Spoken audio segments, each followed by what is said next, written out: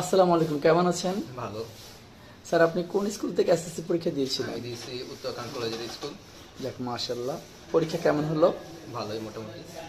আচ্ছা, অবসর সময়টা কাজে লাগানোর জন্য হয়তো চলে এসেছেন আমাদের এশিয়ান আউটসোর্সিং এ, তাই না? এই প্রতিষ্ঠানটা কত বছর ধরে চলছে জানেন? 15। মাশাআল্লাহ, 15 বছর প্রতিষ্ঠানে, এবং কি কারিগরি শিক্ষা বোর্ড অ্যাপ্রুভ, রাইট? এটা কোথায় ছিল আগে বলতে পারেন? এটা প্রেম বাগান। প্রেমের বাগান, হ্যাঁ।